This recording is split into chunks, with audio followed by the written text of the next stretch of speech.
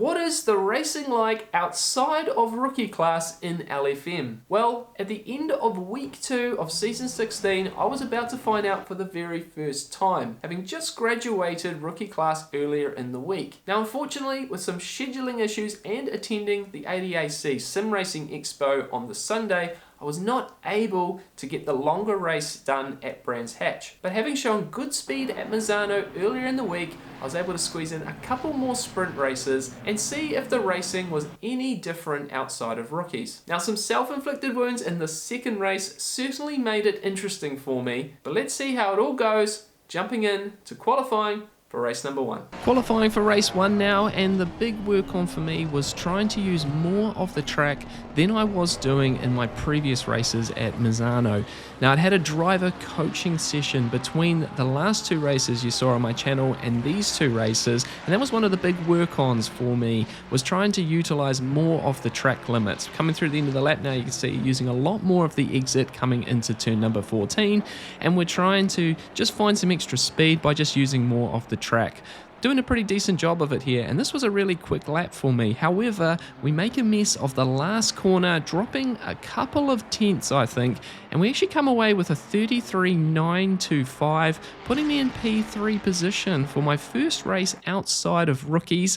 So nice to be in the competition here for this one. A shout out as well to Rob Lutar. He is sitting there in P4 position. He's been helping me a lot inside the LFM chat the last few weeks, so it was super cool to match up with him in my first race out of rookies. And we're going to jump straight into the race in the 3rd position, as I mentioned, and we're just hoping for a really clean start and a clean race here.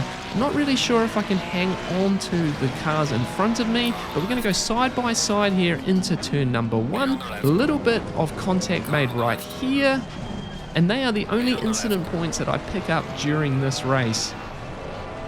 Coming into the replay now, and you can see nice and tight with that 2nd place car, but I turn in a little bit early into turn 2 and picking up a whopping 0.2 of a second worth of damage on the left hand side, and that drops us back to P3. We're just trying to make a nice clean start to this race. We've got this purple McLaren, he's coming at close into the corner entry, but we make a good exit here out of turn number 6, and that opens a couple of car lengths and takes the pressure off from me on this particular first lap. And we're going to drive down into turn number 8 here. Again, we're looking for a nice clean exit, which we managed to do so, and again just opening up a little bit of space to that P4 car. I am feeling like P3 will be where we stay in this race.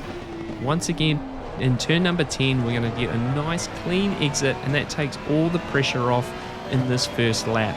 And we're going to jump into what is my fastest lap of this race, because I'm going to point out a kind of cool feature on one of the new overlays I'm using, which I found to be quite a neat extra feature for me.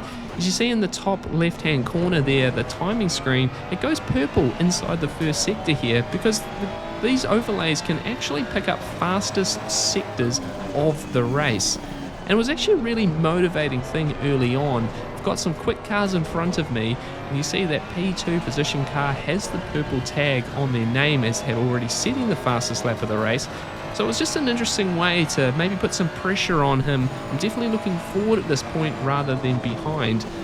We say I'll lose a little bit of time coming out of turn 6 down into turn 7, and as we come now into turn number 10, we're just going to try and find some of that time back. You can see green going purple, so I'm definitely playing with that fastest lap so far. I just found it really motivating to have some of these extra bits of data on my screen and stuff that I hadn't really utilized before. Now obviously there'll be a lot of split 1 races, this being a split 2 race. There'll be a lot of higher split races where this does not apply to me at all. But you can see I'm coming into turn 14, I find a lot of time into this corner. 4 tenths up now as we come into the last part of the lap. So I'm really looking to finish this one off, and again trying to put a little bit of pressure from behind on these cars in front of me.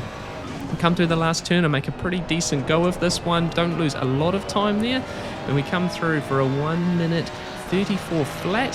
However, that P2 car does set a 33.86, so it doesn't quite work out for me from the pressure standpoint, but that was the quickest race lap I've had now at Misano. So some of the things I've been working on have already been starting to pay off. But we're going to come through just to finish this race. You can see I've lost about 4 seconds to the car in front of me over that race. Still 2 seconds to the car behind. It's been a good, strong race. I've picked up no track cuts at all during this race. So it's just the 4 incident points from that tiny touch at the start. So it's a great race for both ELO and safety rating. My first race outside of rookies was a real success. And into qualifying for one final race of the week at Misano, and we're looking to see if we can continue the streak of good results here inside of this qualifying session. Now we've got hot track temperatures for this one, 31 degrees air temp, and that's certainly making the car a lot more grip limited in this particular session. However, we have got ourselves a purple sector time at the top there. I'm looking at trying to put it on pole for this one and pick up my second pole inside of LFM. Predicting is definitely on for a best time, but we're certainly needing to try and put the rest of this lap together. Now you can see we're going now into turn number 8, trying to use a lot more of the track on the corner entry and on corner exit, and this is certainly paying well for me inside these particular sessions. So we're coming down into turn number 10 now. Don't quite get this corner right, run a little bit wide, having to use as much of the exit curb to maintain some speed. But we're still showing 6 tenths up at the moment, currently sitting in P9 with 35.2. So we're hoping that we can make some good gains through the final sector here. As I said earlier, I was getting a lot more confident in the 13-14 turn complex here. Really pushing down into turn 14 now, and I make a really big gain, almost a second up on my best lap. And we just have the final sectors now to get right, showing low fuel here, so we're going to push really hard, getting it down into this final turn. Not a bad final turn for me. Come out the outside 7.5 tenths up, and that does push us into a P1 position for the moment. However, it's eclipsed by the number 12 Ferrari by just 8/100ths of a second. So we come back into the pits, get some more fuel, and come out for one final push lap. But as you can see, I haven't quite got the tyres up to temperature. It usually was taking a couple of laps. I didn't have time for that, but I'm still a tenth up. I lose a little bit here through turn number 8. And it's going to be really on the limit. Like I said, I'm only looking for 8/100ths of a second. I get through the final corner pretty decent. I'm a little bit up, but a bit of a slide on corner exit, and it's just not going to be enough. We have to stay there in P2 position. Jumping into the race now, and this is where I was trying to push the boundaries and ultimately a little too far. Now, a little birdie had told me that you can get a bit quicker than the 70k an hour rolling start speed. So I was going to try and see if I can't creep a little bit ahead here inside the limits of the game and get myself a nice fast, quick, perfect start and find myself in front as we come into turn number 2. You can see I'm holding the speed. I'm just trying to creep it up. However, right at the end, I creep it up a little too far, and I start the race about half a k an hour over that speed limit.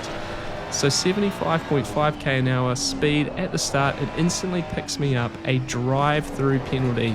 So while my plan worked, I didn't do it inside the rules of the game, and that drive-through instantly comes my way. We make quite a sloppy first sector here. That black Ferrari, he's pushing really hard to find his way by.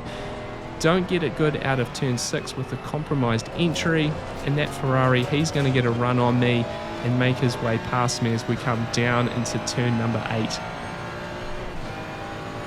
Unfortunately, in the braking zone, I don't get it right as well. I'm a bit offline. I run wide in the turn, and this allows the Audi to come through as well.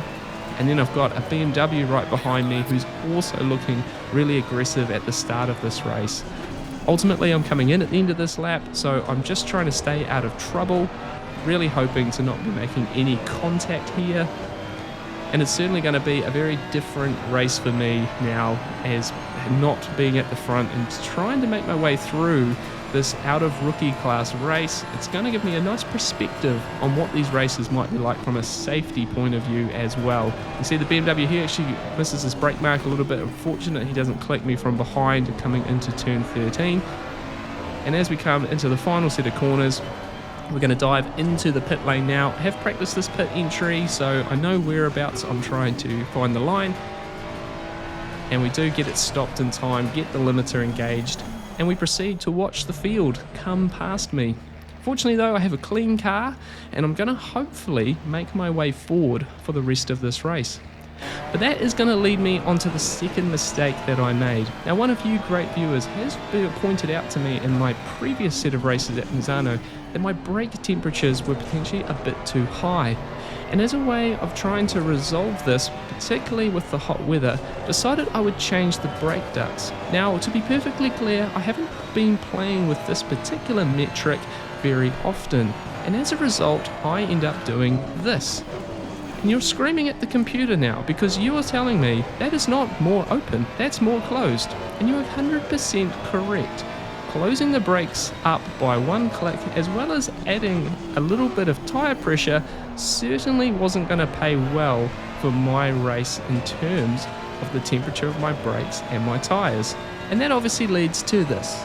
Brake temperatures and tyre temperatures that are through the roof. It's as if my car has failed a real life game of the floor is lava, and it's certainly going to make the rest of my race particularly interesting. Now fortunately though, I have still been able to make my way up towards the back of the train of cars that are in front of me, and as I make my way to the back of those cars, we find these two Ferraris having a bit of a swabble through turn number 6. The red Ferrari gets loose on the corner exit, they collide, red Ferrari exits stage right, and I get a nice run on the other Ferrari involved there and make my way down into turn number 8 for a nice clean overtake there. It sets me up for a move to position number 26 and gives me a little bit of gap to the cars in front. The Ferrari, he tries to come back at me at turn number 10, but we hug the inside apex and get a nice exit from there. And over the next few laps, I make my way to the back of the McLaren. You see 12 minutes to go, we're halfway through the race, and you can see the tyre pressures and the brake temperatures are just scorching at the moment. It's making the car very slippery. I'm having to be very accurate on how I get into the corner. Any missed apex here is going to be a real problem for me. Now the McLaren, he misses the last corner apex. I actually get a really nice run on him here, going to the outside. But as we come up to turn number 1, I'm not confident to throw it around the outside. I pull in, McLaren, he doesn't even quite make the apex fully, so I'm a good move to not really get involved there. Try for a bit of a crisscross here, but I get a big slide. And as you can see, I don't really have the tools to fight this very well. Up ahead though, we have two cars coming together and heading off track. So we're going to find ourselves taking a couple of positions here, moving ourselves up to position 24. And at the end of that lap, as we come into turn 13-14, there's two further cars now on the outside of the track. So we pick up 4 positions there inside that lap. Now fortunately, I've remained really clean, so I have no damage on the car still, and I'm hoping to keep that for the last 10 minutes of the race. We make our way with 7 minutes and 40 seconds to go. 2 cars in front, there's a slight touch from the McLaren on the Ferrari, puts him into a half spin. I managed to get a nice run on the exit, so there's no chance for the Ferrari to hold on to a position on me there. So we go one more position up to P20. And then as we come through into lap number 13, got 4.5 minutes to go. This BMW has a big moment on the exit of turn 6. One more position there. And we're getting a little bit more of a run on the McLaren in front. He's been pretty good in this particular race. He's not been making too many mistakes. His speed's been good, and I've been able to follow him further up the train as we've been getting past other players. However, as we come into turn number 10, he runs a bit wide, and I get the apex here, so I'm looking for a clean exit, and we run side by side now down the back straight. I've got the nose in front, and if I can hold this one, there's no real chance for the McLaren to keep on the outside here. Come straight across the curb here, and we get clear. We pull now into turn 13-14. I get a nice clean run through here as well, making the apex and moving myself up into position 18 for a decent pass here on the McLaren. For the rest of the race, I'm following this rather similar looking Ferrari in front of me, and get one more position here as the car 22 Ferrari. He gets a pit lane drive through, moving up into position 17. And that's the way this one ends. I end up going from P29 at the end of the first lap up to P17. I pick up a couple of track cuts in terms of safety rating points, so 2 incident points, no contact at all with any cars, and overall a pretty successful race considering the decay that my tyres are in through that brake duct issue. So learned some lessons, gain plenty of safety rating, and I lose only a tiny bit of elo in the end, and actually had a lot of fun in this race. So a bit disappointed in terms of what could have been in terms of an elo rating and an overall race result, but overall a fun race and a nice safe one outside of rookie class. So there we are, positive couple of races for me as I exit rookie class, and from a safety rating point of view, it certainly worked out very well for me, climbing up now to 6.38 in the safety rating score. Now certainly my rookie mistakes are still prominent in these races, and I suspect we will continue that for some time. However, I'm always keen to show you the ups and downs of my journey as a means of hopefully helping a few of you out there not make these same mistakes. Overall though, some real positives from those 2 races, and certainly enjoying the nice clean racing that these out of rookie class races are bringing for me, and I'm excited to see what unfolds in the new week 3 races on LFM on tracks that I'm a little bit more familiar with. If you guys are enjoying this content, then give it a thumbs up, subscribe if you haven't already, and stay tuned because I'm going to bring you an interesting video about the coaching session that I did last week. Stay tuned for that one, or check out the channel if you're watching this at a later date. Hope you guys are getting some awesome racing in as well. Race hard, stay positive. We'll see you all really soon for another video. Cheers.